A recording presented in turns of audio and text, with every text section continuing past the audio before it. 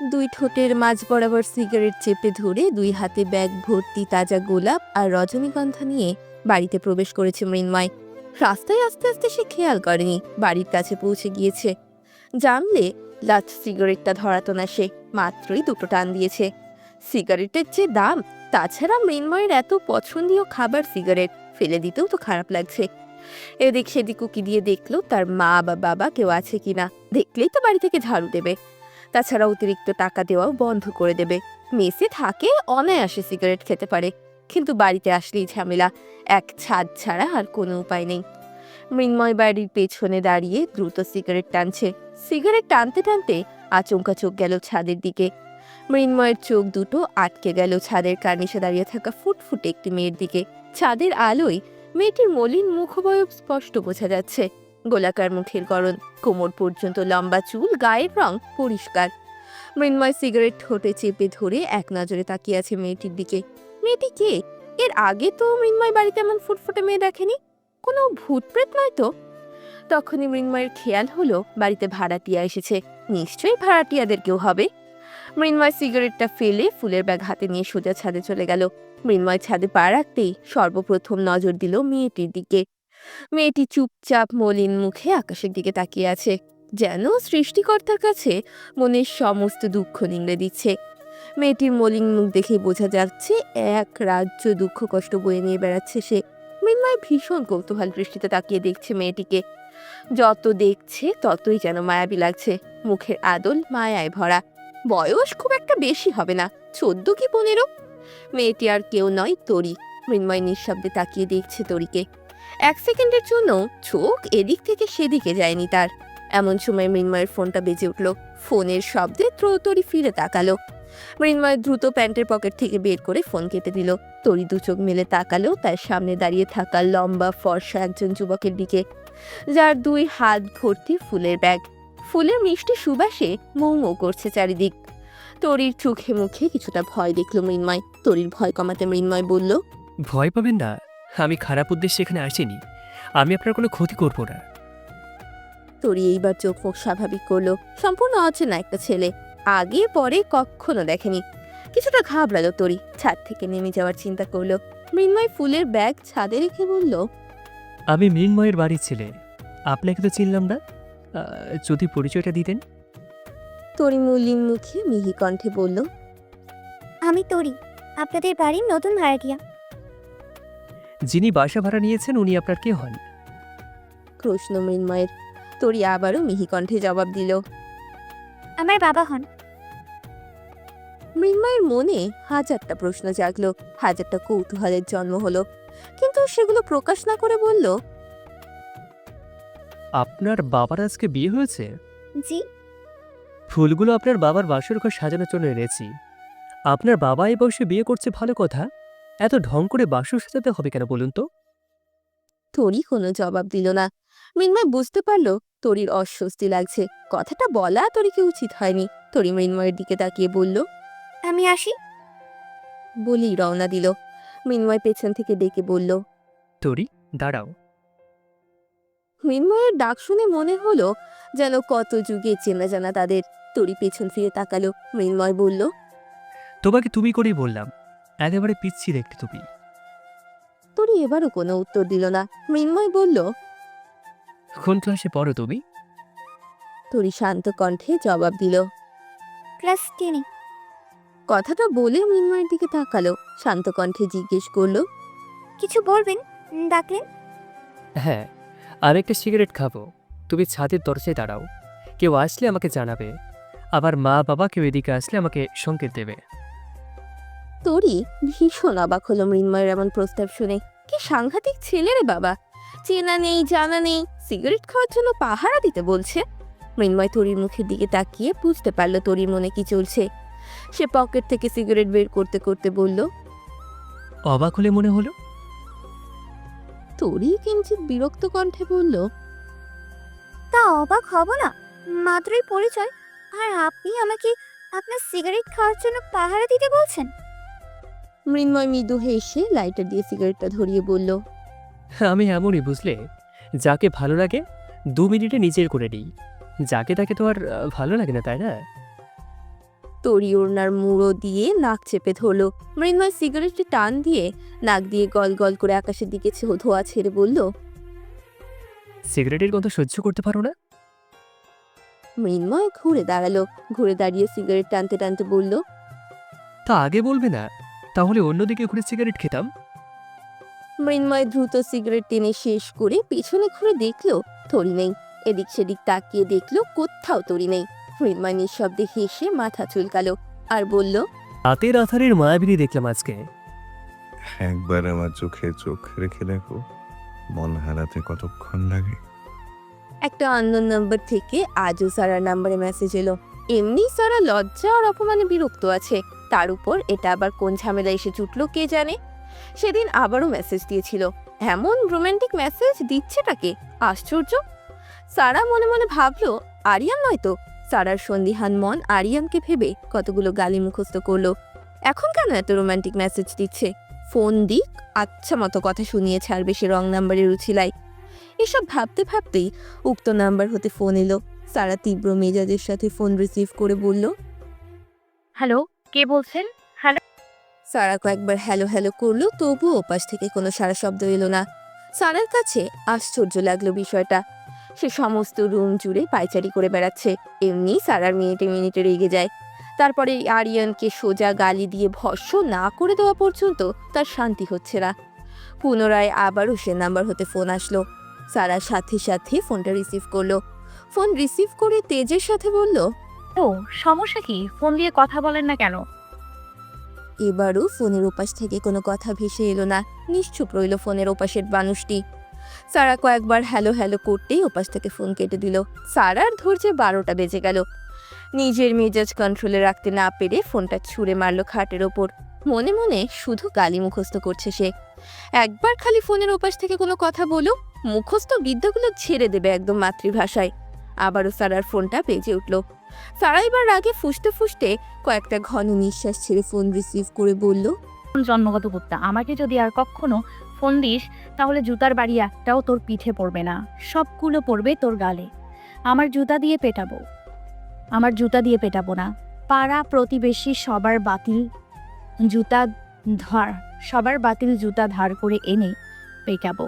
তুই আমাকে কেন বারবার ফোন দিচ্ছিস? শোন, আমি বিবাহিত, আমার স্বামী আছে। আমার স্বামীর এত সুন্দর চেহারা, আমার সারাক্ষণ তার দিকে চেয়ে থাকতে ইচ্ছে করে 24 ঘন্টা ও আমার সামনে বসে থাকুক। আমি চোখে ফেরাতে পারি না আমার স্বামীর দিক থেকে। এই যে একটু আগে চলে গেল, সে চলে যেতেই ঘরে দরজা লাগিয়ে কান্নাকাটি করেছি। সে চলে গেলে এই হৃদয়ে বিরহ বাসা বাঁধে। আর যদি ফোন দিস, সোজা পুলিশের কাছে যাব, কেউ আটকাতে পারবে না। আমার স্বামীকে বলে তোর নামে পরকীয়ার মামলা দিব। ভাবলি কি করে রোশান সিদ্দিকীর বউ হয়ে আমি তোর মতো থার্ড ক্লাসের সাথে কথা বলবো? সারা এক নিঃশ্বাসে কথাগুলো বলে মনে মনে বলল, লজ্জা থাকলে আর ফোন দিব না। এতক্ষণে ফোনের ওপাশে থাকা ব্যক্তিটি নীরবতা ভেঙে জবাব দিল, তোমাকে বিয়ে করে আর কি কি শুনতে হবে আমাকে কাইন্ডলি একটু বলবে?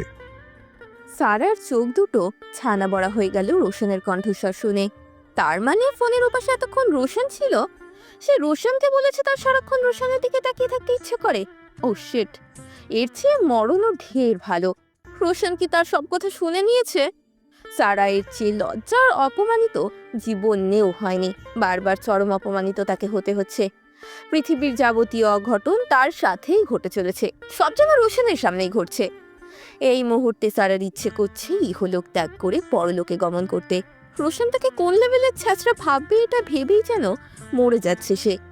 সারাকে চুপ থাকতে দেখে রোশন ফোনের ওপাশ থেকে গম্ভীর কণ্ঠে বলল, তা আমাকে তোমার এত পছন্দ আগে বলনি তো? ফোনের ওপাশ থেকে থমথমে পুরুষালী কণ্ঠের এমন কথার জন্য কিঞ্চিত পরিমাণও প্রস্তুত ছিল না সারা। তবে এই মুহূর্তে সে বেশ অনুভব করতে পারছে ফোনের ওপাশ থেকে এমন অপমানজনক অনেক কথাই তাকে হজম করতে হবে। ফোনের ওপাশ থেকে রোশনের ছুড়ে দেওয়া প্রশ্নের কোনো জবাব তাৎক্ষণিকভাবে সারা দিতে পারল না। সে থম মেরে রইল। এই মুহূর্তে কি উত্তর দিয়ে চরম অপমানের হাত থেকে রক্ষা পাওয়া যায় সেই কুটিল বুদ্ধি আছে সে। যেভাবেই হোক, ঝগড়া করে হোক আর তর্ক করে হোক, এই অপমানের হাত থেকে রক্ষা তাকে পেতেই হবে। সারাকে চুপ থাকতে দেখে রোশনের দিক থেকে দ্বিতীয় অপমানজনক প্রশ্ন বিস্ফোরিত হলো। রোশন আবারও বলল, কি ব্যাপার? কি মিথ্যা গুছিয়ে বলা যায় সেই প্ল্যান করছো? সারা এবার যেন ভীষণ পরিমাণে চমকালো। হৃদয় আত্মা সহসা কেঁপে উঠল, কারণ সে মনে মনে যা ভাবছে তা তার বিপরীত পাশের মানুষটা টের পেয়ে গিয়েছে। নিজের মনের খারাপ চিন্তা ভাবনা বিপরীত পাশের মানুষ টের পেয়ে যাওয়া হলো জীবনের আর একটা মহাবাস। সারা এভাবে হেরে যেতে নারাজ। অপমানের চিনচিন ব্যথা বুকে নিয়ে সে গর্জে উঠল। শখ কত! ওনার মতো অসম্ভব বুড়ো মানুষ কি না হবে আমার পছন্দের মানুষ। মানুষের শখ দেখে আশ্চর্য হই আমি। ফোনের উপাস থেকে কয়েক সেকেন্ডের নীরবতা ভেঙে রোশন আবারও থমথমে কণ্ঠে জবাব দিল। আমি একটু আশ্চর্য হচ্ছি না তোমার মিথ্যে শুনে। তুই যে মিথ্যে বলবে এটা আমি কনফার্ম ছিলাম। বাই দ্য ওয়ে, বুড়ো আবার অসম্ভব হয় কিভাবে? রোশনের প্রতিটা কথা যেন বিস্ফোরণ ঘটাচ্ছে সারার দেহ মনে।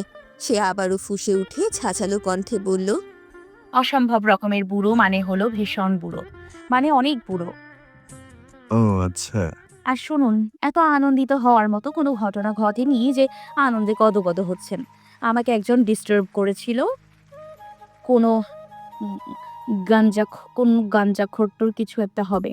এসব ভাদাম্মা ছেলেরা ডিস্টার্ব করলে আর থাকতে চায় না, আর থামতে চায় না। আমি যে তার সাথে কথা বলতে আগ্রহী নই বা জীবনেও কথা বলবো না, এটা বোঝানোর তাগিদে আমার নামে আল্লাহর দুনিয়ার মিথ্যা বলেছি। বাড়িয়ে বাড়িয়ে বলেছি যেন আমাকে আর ডিস্টার্ব না করে। তার মানে স্বীকার করছো তুমি মিথ্যাটা খুব সুন্দরভাবে বলতে জানো? সারার মাথায় আবারও বজ্র পড়ল। সে আবারও ধরা খেয়ে গেল। রোশনের মতো বুদ্ধিমান বিচক্ষণ ছেলে প্রতিটা কথা খেয়াল করে শুনে তারপর উত্তর দেয়। সারার কাঁচা বুদ্ধি, সে যেটা বলছে সেটাতেই ধরা খাচ্ছে। সারা রোশনের সামনে নিজের মান সম্মান বাঁচাতে আবার উত্তেজিত কণ্ঠে বলল। আমি তো শুধু ওই ছেলেটাকে মিথ্যা বলেছি। রোশন আবারও বিচক্ষণতার সাথে উত্তর দিল। আচ্ছা, তাহলে আমাকে সত্য বলেছো? সারা পড়ল মহা বিপদে। প্রতিটা কথার জালে সে ফেসে যাচ্ছে। বিরক্ত হয়ে জবাব দিল। আরে ধুর, আপনাকেও মিথ্যা বলেছি। রোশন এইবার গম্ভীর কণ্ঠে বিদ্রুপের সুরে বলল। You are great. কথাটা যে সারাকে অপমান করে বলা হয়েছে তা সারা খুব ভালোভাবে উপলব্ধি করতে পেরেছে। অপমানে মুখের বদন থমথমে আকার ধারণ করলো। সারা আবারও গর্জে ওঠা কণ্ঠে বলল। আপনি কি এতই সুদর্শন আর সুপুরুষ নাকি যে সারাক্ষণ চেয়ে থাকতে ইচ্ছে করবে? নায়ক আমির খান আসলেও তো আমি সারাদিন চেয়ে থাকবো না। আর সেখানে আপনি কে?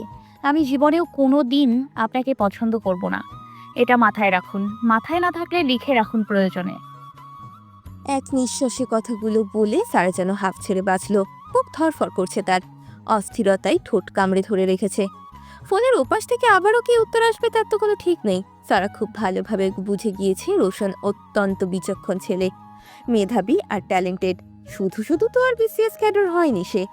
আমার মতো গাধার সাথে বাবা কেন যে এমন ট্যালেন্টেড মানুষের বিয়ে দিতে গেল? সারা জীবন এমন ধরা খেয়ে খেয়ে জীবন যাবে। গুছিয়ে সাজিয়ে মিথ্যে বললেও ধরা খেয়ে যাব। এর মাঝে কোনো মিথ্যে নেই। আমার জন্য বলদ সলদ কোনো ইজি বাইক চালকই ভালো ছিল, যার মাথার উপর কাঁঠাল ভেঙে খেতে পারতাম। এইসব ভাবতে ভাবতেই ফোনের ওপাশ থেকে রোশন গম্ভীর কণ্ঠে বলল। আমার মস্তিষ্কের অবস্থা এতটাও খারাপ হয়ে যায়নি যে সব লিখে রাখতে হবে। তাহলে মনে রাখবেন খুব ভালোভাবে, আপনাকে আমি পছন্দ করি না। সুন্দরী মেয়েরা কালো ছেলে পছন্দ করে না, এ আর নতুন কি? সারা যেন আবারও অপমানিত হলো। ইচ্ছে করছে রোশনকে একদম গিলে ফেলতে। যাচ্ছে তাই ধরনের বাজে লোক একটা। নিজে জানে অনেক সুদর্শন দেখতে, জেনেও এমন একটা ভাব নিয়ে অপমানিত করার দরকার কি? সারা এসব কথার টপিকস এড়াতে বলল। ফোন কেন দিয়েছেন জানতে পারি? মাত্রই তো গেলেন।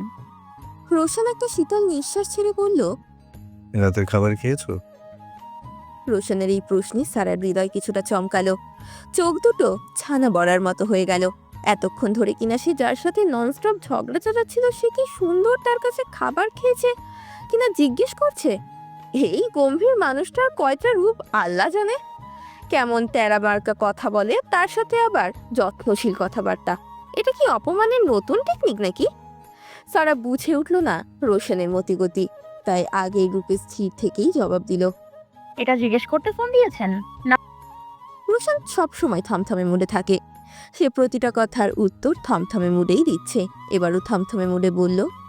তাহলে কি জিজ্ঞেস করলে ভালো হতো? সারা এবার থতমত খেয়ে উত্তর দিল। মানে জাস্ট এটুকু জিজ্ঞেস করতেই ফোন দিয়েছেন? Let me finish. সারা কৌতূহলী কণ্ঠে জিজ্ঞেস করলো। কি ফিনিশ করবেন? রোশন আগের ন্যায় থমথমে মুডে উত্তর দিল। কথা শেষ করার আগে এত প্রশ্ন করো কেন? প্রয়োজনের চেয়ে অতিরিক্ত কথা বেশি বলো তুমি। বাক স্বাধীনতায় হস্তক্ষেপ করবেন না। আপনার মতো পাকা ধানে মই যায়নি আমার, তাই চুপ থাকবো। মুখ পোড়া বুড়ো কোথাকার। রোশন এবার চোয়াল শক্ত করে বলল। This is too much. বই পড়তে বসেছিলে? সারার মাথায় এইবার দুষ্টু বুদ্ধি আটলো। সে বুঝে গিয়েছে রোশন কোন ধরনের ছেলে, তাকে চেতানোর জন্য ঠিক কি বলা উচিত। সারা মনে মনে বলল, আমাকে তীব্র অশান্তি দিয়ে বিয়ে করার কি জ্বালা তা হাড়ে হাড়ে টের পাবেন। সারা নাটকীয় ভঙ্গিমায় বলল, কিভাবে পড়বো আমি সদ্য বিবাহিত এক নারী? বিয়ের সাথে বই পড়ার কি সম্পর্ক? রোশন এবারও চোয়াল শক্ত করে কথাটা বলল। রোশনের কথা শুনে সারা আবারও নাটকীয় স্বরে বলল, বর যদি ঘন ঘন আসে তাহলে কি আর পড়াশোনা হয় তোর? আপনি বুঝবেন না পুরুষ মানুষ নতুন বিয়ে করলে কি দুষ্টুমি করে তার বউয়ের সাথে। সারার এইসব নির্লজ্জ কথায় রোশনের মস্তিষ্ক ভো ভো করছে। সে তো সারার ওখানে একবারই গিয়েছে, তাহলে এসব বলছে কেন সারা? সে কান থেকে ফোন সরিয়ে কিছুক্ষণ দম নিয়ে কৌতূহলী কণ্ঠে জিজ্ঞেস করল। বড় ঘন ঘন আসে মানে? সারা মলিন কণ্ঠে বলল, বলছেন না স্যার, নতুন বর এত সুন্দর বউ রেখে কি করে দূরে থাকতে পারে? নতুন বউয়ের কাছে তো ঘন ঘন আসবেই। ছেলে মানুষ যে অসভ্য আপনি তো বোঝেনই। বর আসলে তাকে সামলাবো নাকি বই সামলাবো তাই পড়তে পারিনি। রোশন চোখে চশমা খুলল। তার মাথা ভো ভো করে ঘুরছে। তার সদ্য বিবাহিত বউ যে এক ধাপ ওপরে তা বুঝতে তার আর বাকি নেই। রোশন নিজের সম্পর্কে এমন অদ্ভুত কথাবার্তা জীবনে প্রথম শুনল। আগে পরে সে কাউকে এমন সুযোগ দেয়নি। কয়েকটা শুকনো কাশি দিয়ে চাপা কণ্ঠে বলল, তুমি না আমি কি স্যার? ন্যারো মাইন্ডেড পুরাই। আমি কি করেছি? রোশন চাপা কণ্ঠে উত্তর দিল। কিছু না। সারা একটু রাগিয়ে দিতে বলল, এত রেগে যাচ্ছেন কেন? তখন আপনাকে পছন্দ হয়নি বলেছিলাম বলে। সত্য শুনতে অভ্যস্ত আমি। আপনার কি আমাকে পছন্দ হয়েছে? সত্য বলবেন। পছন্দ হলেও মাতামাতি করবো না, অপছন্দ হলেও ঢোল পেটাবো না। ইমেচিওর কথাবার্তা আমি একদম বলি না। আগামীকাল এক্সাম, খারাপ হলে তোমাকে দেখে নেব। ভেবো না বারবার ফেল করলে পড়াশোনা অফ করাবো। তুমি রোশান সিদ্দিকীর ওয়াইফ, মাইন্ড ইট। মাথা থেকে এসব কুবুদ্ধি ছেড়ে ফেলে খেয়ে পড়তে বসো।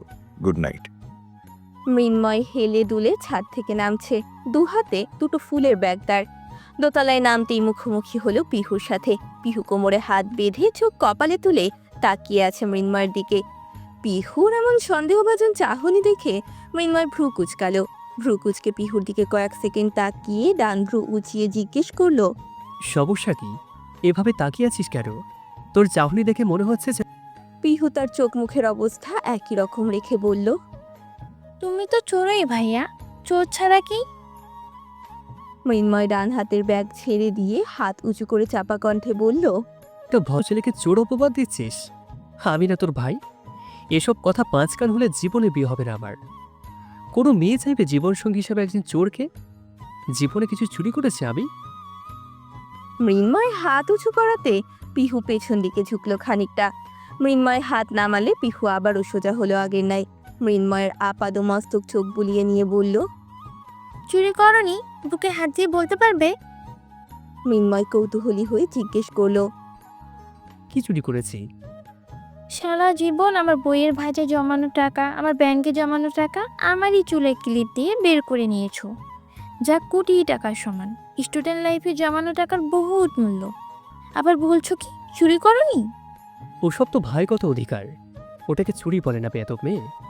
ভদ্রতা তো লেশমাত্র নেই। বড় ভাইয়ের সাথে কিভাবে কথা বলতে হয় তাও জানিস না। বড় ভাইকে সম্মান দিতে শেখ। বড় ভাই হলো পিতৃতুল্য, বাবার অভাব পূরণ করে। পাশের বাসার সাদিয়াকে দেখেছিস কিভাবে তার বড় ভাইয়ের কাপড় কেচে দেয়, পা টিপে দেয়, খাবার নিয়ে টেবিলে দিয়ে আসে, মাছের বড় মাথা পাতে তুলে দেয়। আমিও তো দেই। হ্যাঁ দিস, বাবার কানে নালিশটা ঠিকঠাকভাবে দিস। এখন বল, এখানে দাঁড়িয়ে কি পাহারা দিচ্ছিলি? তুমি আবার সিগারেট খেতে ছাদে গিয়েছিলে? এখনই যদি বাবাকে না বলি? আরে আবার সিগারেট নিয়ে তোর সমস্যা কি? কারণ তোমার হাতে সমস্যা হলে ভাই হারাবো আমি ছাড়া আর কার সমস্যা হবে?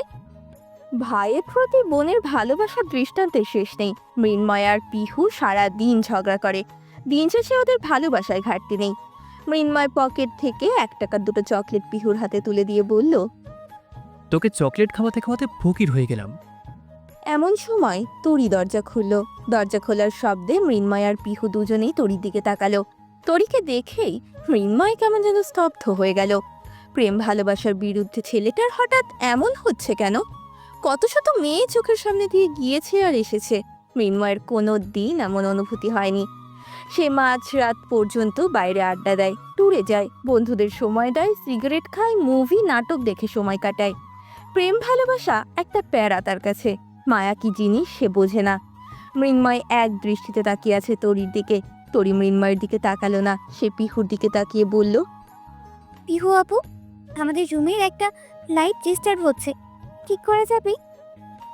আচ্ছা, ঠিক করে দিচ্ছি। তাহলে ভিতরে আসুন। বলেই তরি আবারও রুমে প্রবেশ করলো। তরি চলে গেলে মৃন্ময় তরির পরিচয় সম্পর্কে শিওর হতে আবারও জিজ্ঞেস করলো। মেয়েটা কে রে? পিহু ফিসফিস করে বলল, ওর বাবা বিয়ে করে এনেছে, আমার হাতে 5,000 টাকা দিয়ে বলেছে যেন ভালো করে বাসর ঘর সাজিয়ে দেয়। মৃন্ময় খানিকটা অবাক হয়েই বলল, সত্যি কি ওর বাবার বয়সী মেয়েকে বিয়ে করেছে? হ্যাঁ ভাইয়া, একদম বয়স কম একটা মেয়ে, তাও রিলেশন করে। সেই মেয়ে ভালোবেসে পালিয়ে এসেছে। তাই নাকি? চল তো গিয়ে দেখে আসি। তরি ডাইনিং গোছাচ্ছে। তখনই মৃন্ময় আর পিহু প্রবেশ করলো। পিহুই আগে কথা বলল। তরিকে এসে বলল, তোমার ঘর সাজাতে এসেছি তরি, চলো যাই। আমি যাব না, আপনারা যান। তুমি না গেলে হবে? একা একা কি করবে এখানে তুমি? আমার ঘর সাজানো নিয়ে কোনো আইডিয়াই নেই, আমি কিছুই বুঝি না। তোমাকে বুঝতে হবে না, চলো তোমার বাবার রুমে।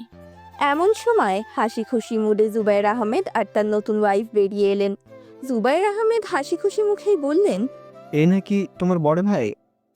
জুবাইর আহমেদ হাসতে হাসতে বললেন। কি যেন নাম তোমার ভাই? মৃন্ময় ছানা বড় চোখে তাকালো। তার বাবার বয়সী একজন লোক কিনা তাকে ভাই বলে ডাকছে।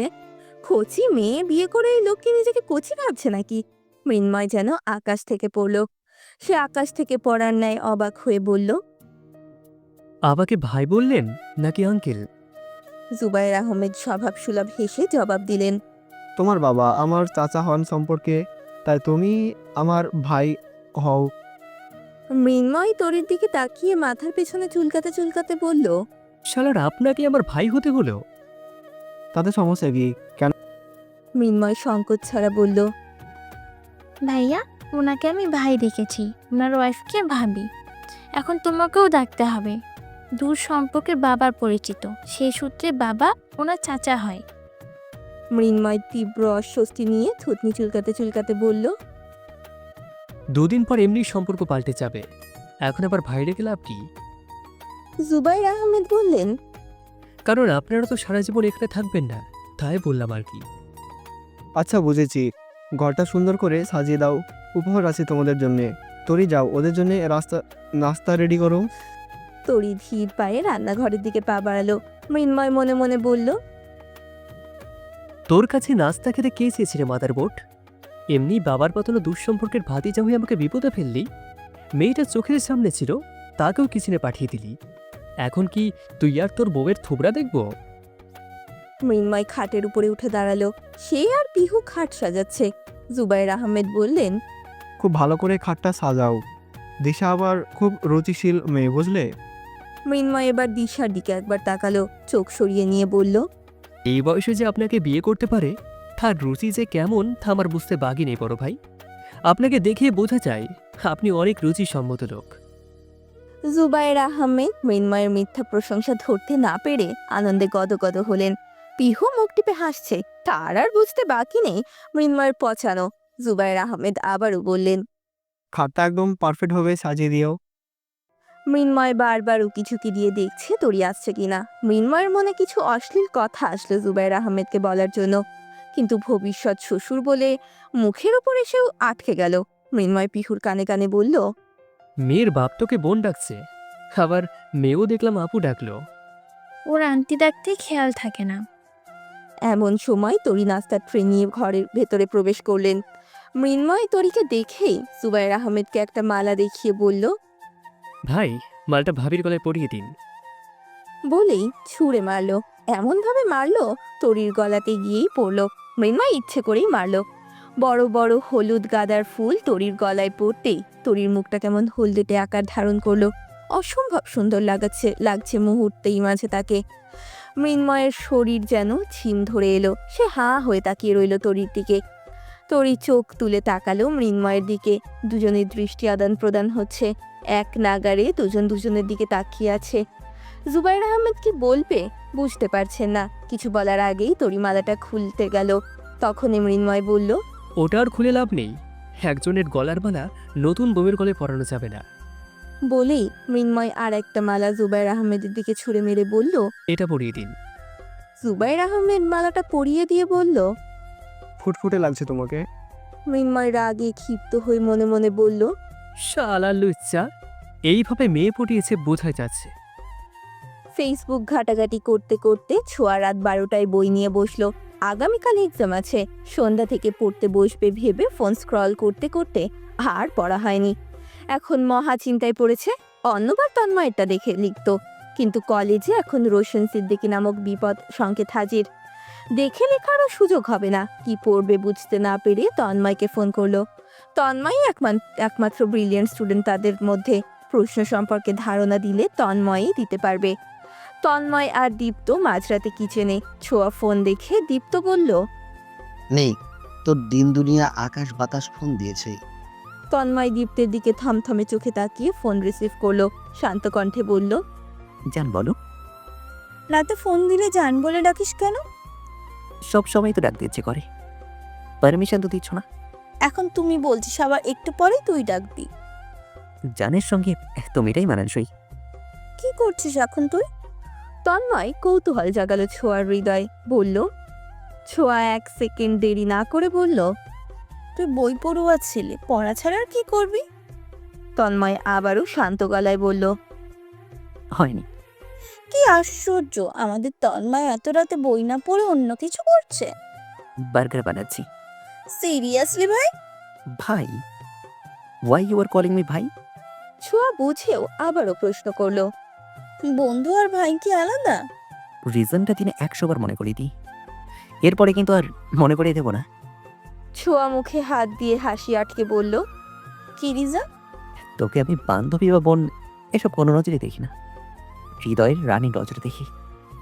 তুই তো আমার জান পাখি। থাম এবার, হঠাৎ বার্গার কেন? মৃন্ময়ের জন্য বানাচ্ছি, কিন্তু এখনো সে ফেরেনি, বাড়ি গিয়েছে। এত রাত হয়ে গেছে, ও আর ফিরবে না। না ফেলে দিবার আমি খেয়ে নেবো। আমাকে খাওয়াবি না? কাল খাবো। না, আমি এক্ষুনি খাবো।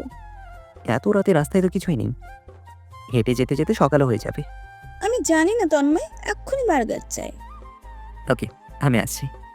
বলেই ফোনটা কেটে দিল তন্ময়। দীপ্ত তন্ময়ের মুখের দিকে হা করে এতক্ষণ তাকিয়ে গড় গড় করে কথা গিলছিল। দীপ্ত বলল, এই সিঙ্গেলের সামনে আর কত? তন্ময় স্মিত হেসে বলল, আমিও তো সিঙ্গেল, ও তো রাজি হয় না। রাজি হলে তো তুই পাগল হয়ে যাবি। তন্ময় একটা বড় প্লাস্টিকের বাটিতে একটা বার্গার নিয়ে প্যাকিং করলো। দীপ্ত কৌতূহল হয়ে জিজ্ঞেস করলো, কি করবি ছোঁয়ার জন্য নিয়ে যাচ্ছি। এত রাতে?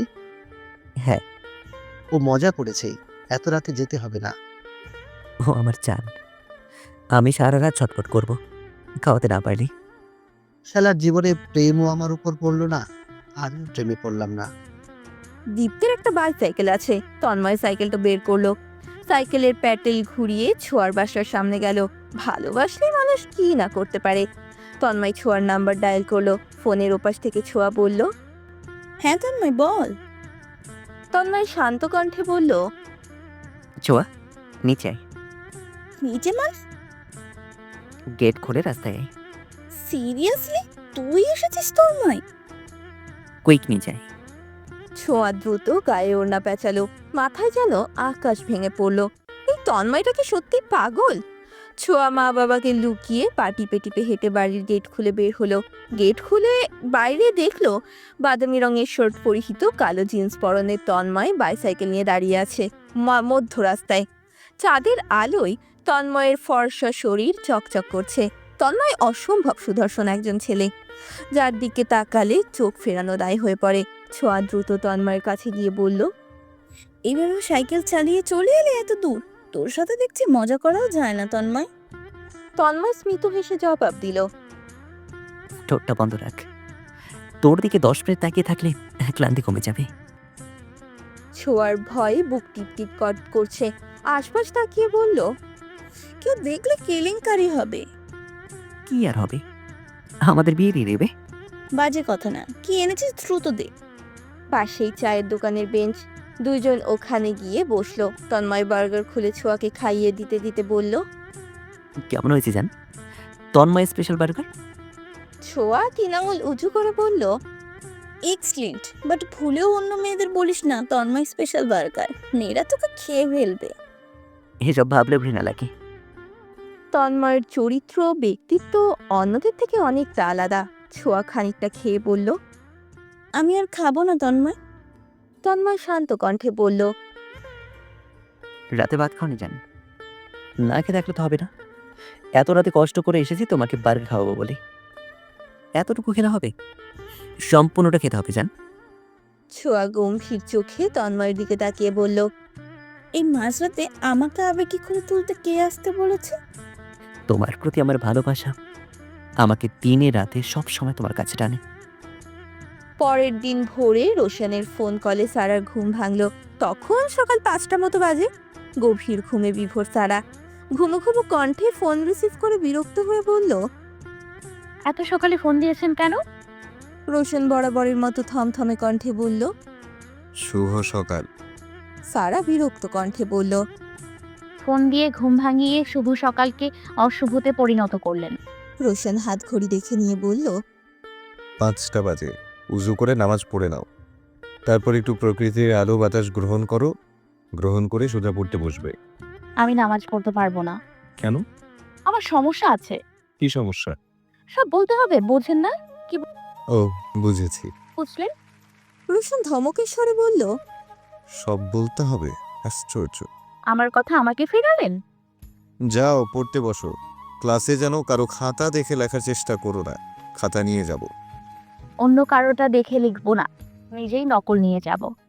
রোশন ঠোঁটের কোনায় স্মিত হাসি নিয়ে বলল, একবার যদি নকল তাই অবস্থা খারাপ হবে। পাবেন কিভাবে? এমন জায়গায় রাখবো না। আমার চোখে ফাঁকি দেওয়া সহজ হবে না, যেখানেই রাখো। আপনি আমার নকল ধরতে পারলে যা বলবেন তাই হবে। এক্সেপ্ট কলেজে তো চেক করে দেখতে পারবো না। তোমাদের বাসায় আসছি এখন চেক করে দেখতে। সারা দ্রুত বিছানা ছেড়ে উঠে বসে বলল, ও মাই গড, কি চেক করবে এসে? সাত সকালে সারা পড়ল মহা চিন্তায়। রোশন কি এখন সত্যি আসবে নাকি শুধু ভয় দেখালো? একদিকে ঘুমে টলমল করছে 2 চোখ, অপরদিকে যদি রোশন আসে সেই চিন্তা। 2 চোখ ভর্তি ঘুম নিয়ে সারা দুঃখী দুঃখী মন নিয়ে বিড়বিড় করছে, বাবা কেন যে আমার সিরিয়াস মানুষটার সাথে বিয়েটা দিয়ে দিল।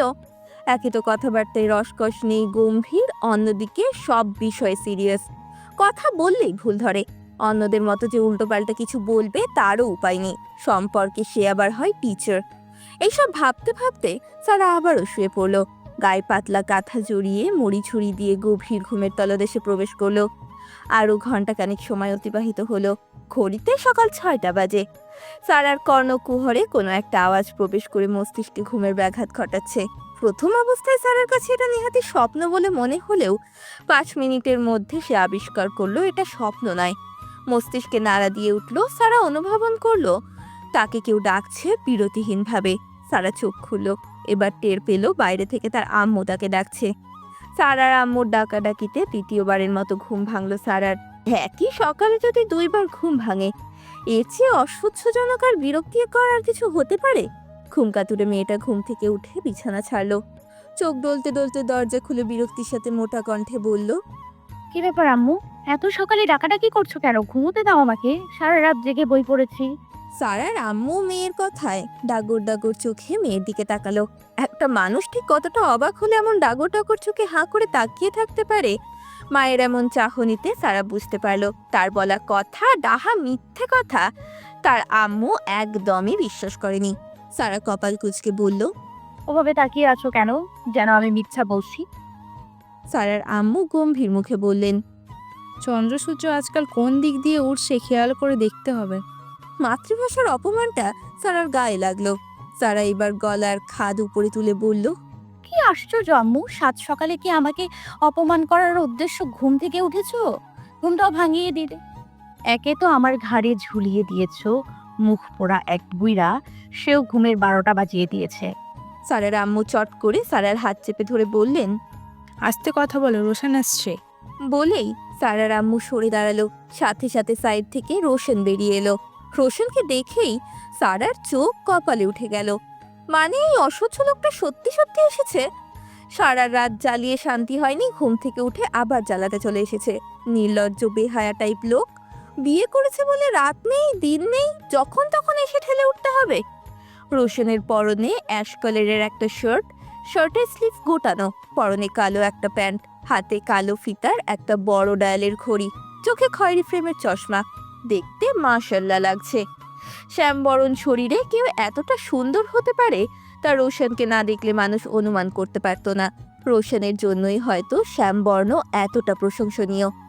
এই শ্যামবর্ণের অ্যাটিটিউডে ভরা মুখের দিকে তাকিয়ে এক পলকে কত যে মেয়ে মন হারিয়েছে তার কোনো হদিশ নেই।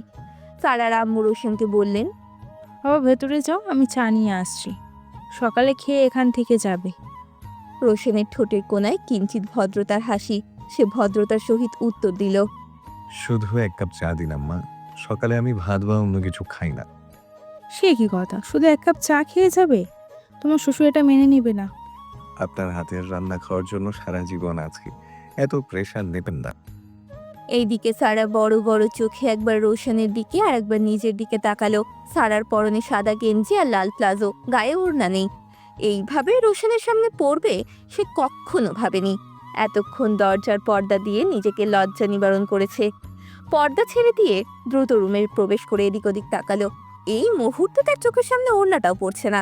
কোথাও ওড়না খুঁজে পেল না। আলনা থেকে অন্য একটা ওড়না দ্রুত টেনে গায়ে ভালোভাবে পেঁচিয়ে নিল। এখনই রোশন ঘরে প্রবেশ করবে। গেঞ্জি আর প্লাজো পরিহিত অবস্থায় সে রোশনের সামনে গিয়ে দাঁড়াতে পারবে না। ওড়না গায়ে দিয়ে না হয় কিছুটা লজ্জা বেইজ্জতির হাত থেকে নিজেকে রক্ষা করলো, কিন্তু এইভাবে রোশনের সামনে তো দাঁড়ানো যাবে না। ছি ছি, কি লজ্জার ব্যাপার। এখন জামা পরার সুযোগটাও নেই। এসব ভাবতে ভাবতে রোশন রুমে প্রবেশ করলো।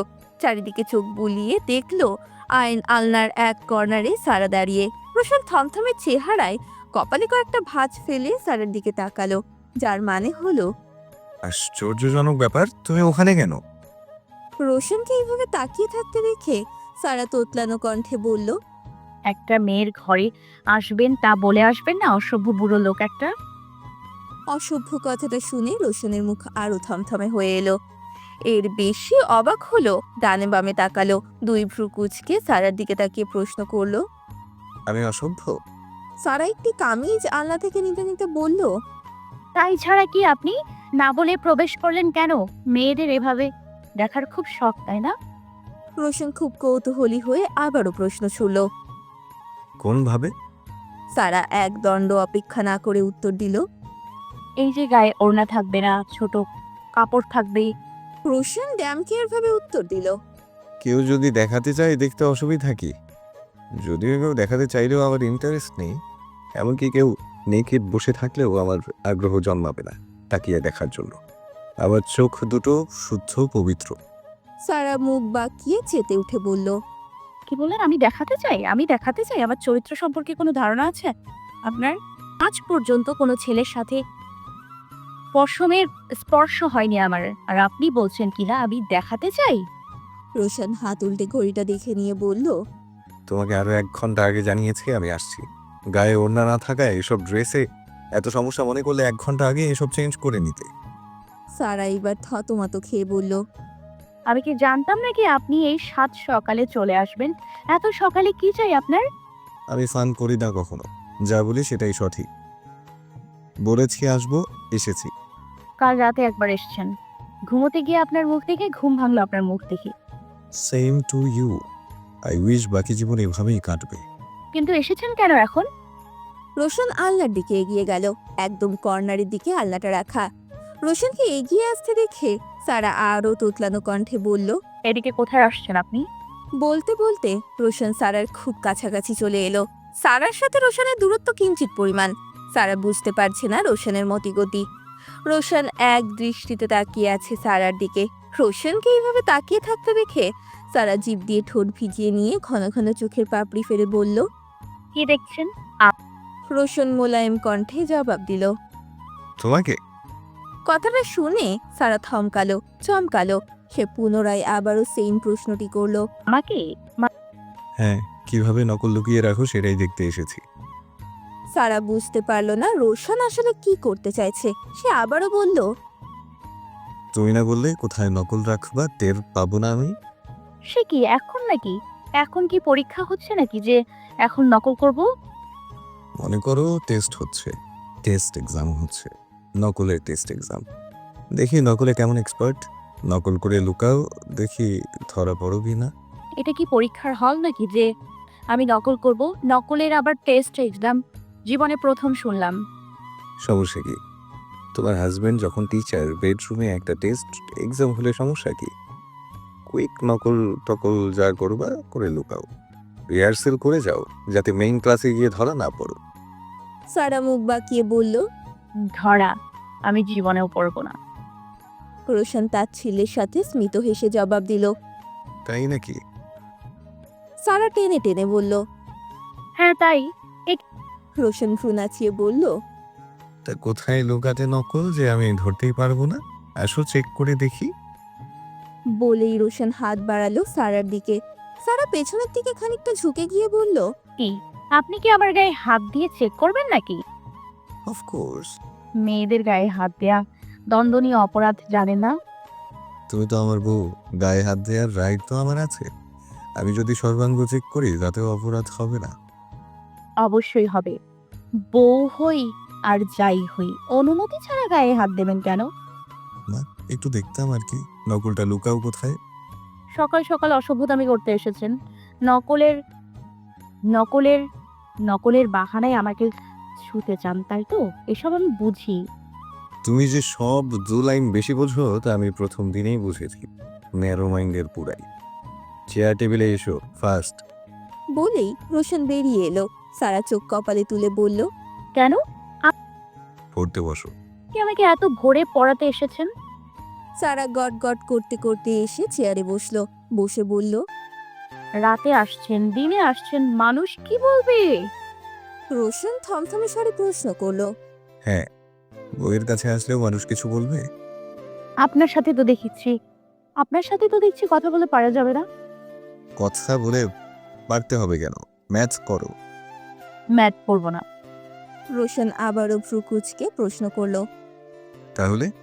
ম্যাথ আমার কঠিন লাগে। আমি থিওরি লিখে লিখে পাস করব। 50% থিওরি আসবে। তাহলে পলিটিক্যাল সায়েন্স নিলে না কেন? মন ভরে থিওরি লিখতে পারতে। ম্যাথে যার এত ভয় তার ম্যাথ সাবজেক্ট নিয়ে আর কি প্রয়োজন?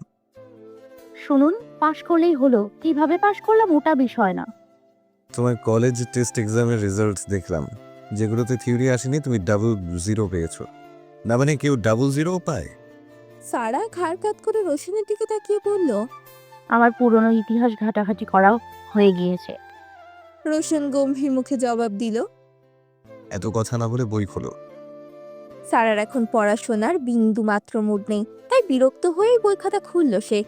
রোশন সারার ঘাড়ের উপর দিয়ে ঝুঁকে কিছু প্রশ্ন মার্ক করে দিচ্ছে আর বলছে, এইসব একবার হলেও চোখ বুলিয়ে যেও।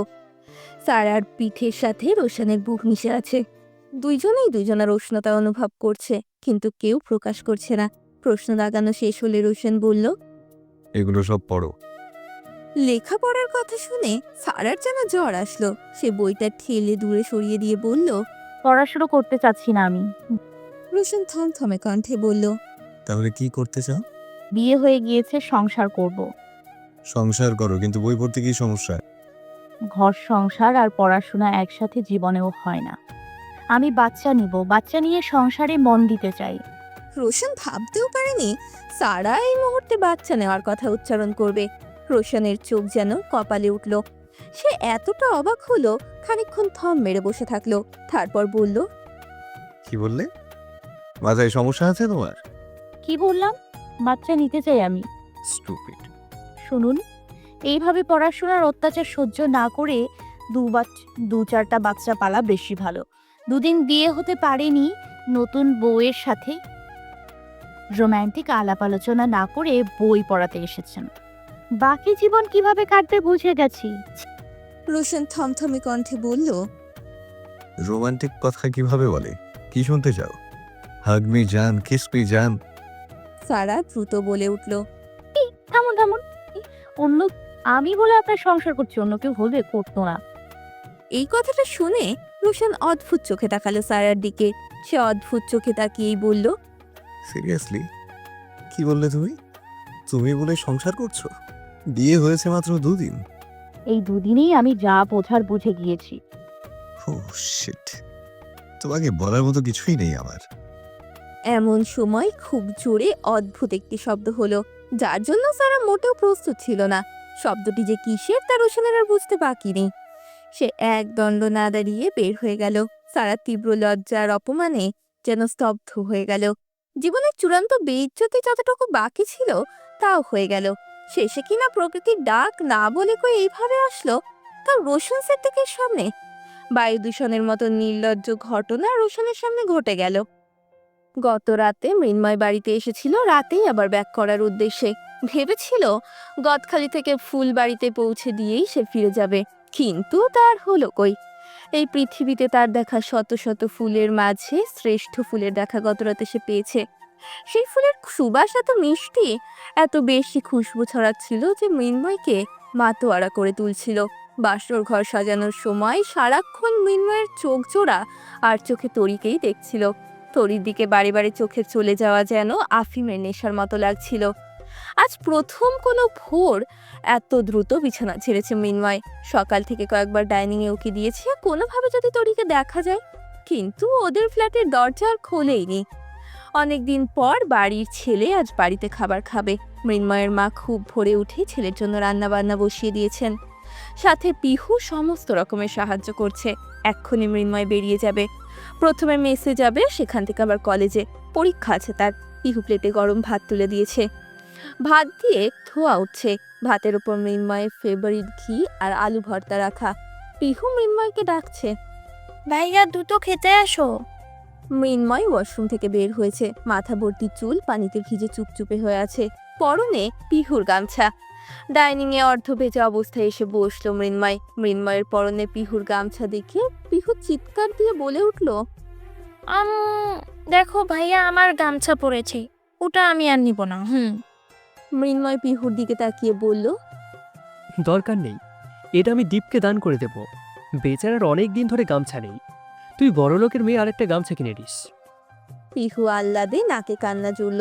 মৃন্ময় আম্মু কিচেন থেকে বলল, তুমি বাড়িতে এসে এই অকাজটা করো কেন? জানো যে তোমার বোন তার গামছা অন্য কারো পরা পছন্দ করে না। মৃন্ময় ঘি আর আলু ভর্তা খেতে খেতে বলল, তোমার জামাই যখন তোমার মেয়ের গামছা নেবে, তখন কি জামাইকে কি হুমকি দেবে? মৃন্ময়ের আম্মু মাতৃভাষায় বলল, তোমাকে বিয়ে দেবো আগে, তখন তুমি তোমার বউয়ের গামছা নিও। বৌমা আমার কাছে একবার নালিশ করতে আসলেই ঝাঁটা দিব তোমাকে। মৃন্ময় খুব আনন্দের সাথে উত্তর দিল, আসলে আম্মু, তুমি আর কত কাল কাজ করবে বলো? এই বয়সে আগুনের তাপে বেশি থাকা উচিত নয়। তোমার সিদ্ধান্তে আমি খুশি, মহা খুশি আম্মু। মৃন্ময়ের আম্মু খুন্তি নিয়ে এগিয়ে এসে অগ্নি চোখে মৃন্ময়ের দিকে তাকিয়ে রইলেন। মৃন্ময় ভাত মুখে দিয়ে মায়ের অগ্নিমূর্তি চোখের দিকে তাকিয়ে বলল, কি ওভাবে তাকিয়ে আছো কেন? আমি তো তোমার ভালোর জন্যই বললাম আম্মু। দুনিয়াতে ছেলে ছাড়া মায়ের কষ্ট আর কেউ বোঝে না বলো। তুমি আসলে কি বোঝাতে চাইছো বাবু? কিছু না আম্মু, কিছু না। মনে থাকে জানো। বলেই মৃন্ময়ের আম্মু আবারও কিচেনে চলে গেলেন। এমন সময় তরি ওদের ফ্ল্যাটের দরজা খুলল। গুটি গুটি পায়ে পিহুদের ডাইনিং এ প্রবেশ করলো সে। পিহুর দিকে তাকিয়ে বলল, কি হয়েছে পিহু আপু? তুমি চিৎকার দিলে কেন? দেখো তরি, আমার ভাই যখনই বাসায় আসবে আমার গামছা পরবে গোসল করে। মৃন্ময়ের হৃৎপিণ্ড কেমন যেন থমকে গেল তরির আগমনে। সে ভাত খেতে খেতে মৃদু হেসে তরির দিকে তাকিয়ে পিহুর উদ্দেশ্যে বলল, নালিশ দিচ্ছিস? হ্যাঁ দিচ্ছি, পৃথিবীর সব মেয়ের কাছে নালিশ দেব, যাতে কেউ তোমাকে বিয়ে না করে। মৃন্ময় আবারও তরির দিকে তাকিয়ে বলল, এইভাবে ভাইয়ের বদনাম করতে লজ্জা করে না তোর? কবে আমি মেয়ের দিকে তাকিয়েছি? হ্যাঁ, তরি মিহি কণ্ঠে বলল, ঝগড়া না করে আপুর গামছাটা দিয়ে দিন কাকু। কাকু শব্দটা শুনে যেন মৃন্ময়ের সারা জাহান নড়ে উঠল। যে মেয়েকে কিনা গত রাতে মনে করে বাচ্চা অব্দি পেদা করে ফেলেছে, সেই মেয়ে তাকে ডাকছে কাকু বলে। এই দৃশ্য তার জীবনে আসার আগে মৃত্যু হওয়াও বেশি ভালো ছিল। মৃন্ময় উঠে দাঁড়ালো, হাঁ করে তরির দিকে তাকিয়ে থেকে বলল, বিদায় পৃথিবী। তরি ভোলা ভালা মেয়ে, সে সরল মুখে প্রশ্ন করলো, কেন কাকু? মৃন্ময় বা হাত দিয়ে ওর বুকে চেপে ধরে বলল, প্লিজ ডোন্ট কল মি কাকু, আবার বুকে খুব ব্যথা হচ্ছে। পিহু ফিক করে হেসে দিয়ে বলল, তোমার ভাতিটি তোমাকে কাকু ছাড়া আর কি ডাকবে? তোকে যেমন আপু ডাকে, আমাকেও ভাইয়া ডাকবে, ব্যাস। তরি এত ভারী কথা বোঝে না। মৃন্ময়ের কথার মানে অত বোঝার চেষ্টাও করলো না সে। সে আবারও মৃন্ময়কে বলল, আপুর গামছা দিন কাকু। মৃন্ময় দুষ্টুমি করে বলল, এখনই দেব? খুললাম। তরি ভীষণ লজ্জা পেল। 1 সেকেন্ডও অপেক্ষা না করে নিজেদের ঘরে চলে গেল। পিহু হো হো করে হেসে উঠল। মৃন্ময় চোখ রাঙিয়ে বলল, থরির বাবাকে কাকা ডাকার ব্যবস্থা করে তবেই বাড়িতে ফিরব, না হলে এই মেয়ে আমাকে কাকু ডেকে মাথা খাবে।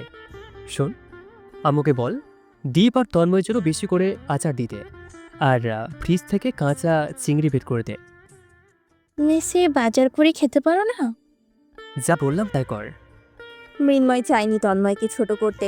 তন্ময়ের টাকা পয়সার সমস্যা সেটা পিহুর কাছে বলে তন্ময়কে ছোট করবে না বলেই কথা বাড়ালো না।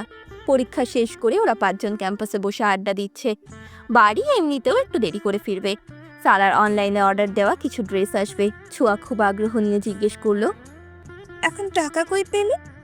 সারা মুখ কাছুমাচু করে বলল, বলবো না। মনে হয় ও সুগার ড্যাডি দিয়েছে। টাকার ভাগ আমরা পাই, দে, আমাদেরকে ভাগ করে দে। বাসর ঘরে তোকে কে দিয়েছে রে? সারা ওদের সবার দিকে তাকিয়ে চোখ ঘুরিয়ে তাকিয়ে বলল, আমার কি এখনো বাসর হয়েছে তাই বলবো? রোশন স্যার যে কিছুই দেয়নি, এটা অবিশ্বাস্য। তখন সারা মনে মনে ভাবলো, তাই তো, একটা খাম দিয়ে এসেছিল, সেটা তো রাগে খুলেই দেখা হয়নি। বাসায় গিয়ে আগে ওটা খুলে দেখতে হবে। লম্বা কালো ছিপছিপে গড়নের একটি ছেলে কানে ফোন নিয়ে এগিয়ে আসছে কলেজের মাঠের দিকে। তখনই সারার ফোনটা বেজে উঠল। এক নাগারে 3 বার রিং হলো ফোনে। ছোঁয়া বলল, তোর ফোন বাজছে সারা, মনে হচ্ছে পিছনের ওই শ্যামলা ছেলেটাই ডেলিভারি বয়। সারা ছোঁয়ার দিকে তাকিয়ে বলল, ব্যাগে থেকে ফটাফট টাকা বের কর 5,000। ছোঁয়া ভ্রু উঁচিয়ে প্রশ্ন করলো। আমি তোর জন্য অর্ডার দিয়েছি। ছোঁয়া গালে হাত দিয়ে কয়েক সেকেন্ড নীরবতা পালন করে উত্তর দিল, কেন দিচ্ছিস গিফট? তাহলে টাকা কেন? আমি তো আর তোকে বলি নাই আমার জন্য গিফট কর। সারা কপাল কুঁচকে বলল, তোকে আমি কখন বললাম গিফট দিচ্ছি? তাহলে তুই আমার ইনবক্সে ড্রেসের ছবি দেখিয়ে বললি কেন কোনটা নিবি দেন? কারণ লস হয়ে গেলে আমার একার যাবে কেন, তোরও যাক। যদি এই ড্রেসের রংটা উঠে যায় তাহলে বুক ফাটা কষ্টে ছারখার হয়ে যাব। যে যদি দেখি না আমার সাথে তোরও লস হয়ে গেছে, বিশ্বাস কর আমার একটু কষ্ট হবে না। সাথে সাথে মৃন্ময় আর দীপ্ত হাতে তালি দিয়ে হেসে উঠল। মৃন্ময়ও মৃদু হাসছে, ছোঁয়াও হাসছে। মৃন্ময় বলল, এত বুদ্ধি নিয়ে চলিস কিভাবে তুই? আগামী বছর তোকে প্রধানমন্ত্রী হিসেবে দেখতে চাই। তাই বলে তুই 5টা আমাকেই দিবি? তন্ময় কিছু বল। তন্ময় ছোঁয়ার মুখের ওপর পড়া চুলগুলো কানের নিচে গুজে দিতে দিতে বলল, আমি কিছু বললে আমার চাকরি থাকবে না। সারার ফোনটা বেজেই যাচ্ছে। তন্ময় বলল, ফোনটা রিসিভ কর স্যার, বেজেই যাচ্ছে তো। সারা ফোনের দিকে তাকিয়ে বলল, বাজুক, আমার থেকে ডেলিভারি চার্জ নেবে, খানিক ঘুরবে না। স্যার তুই পারিসও বটে।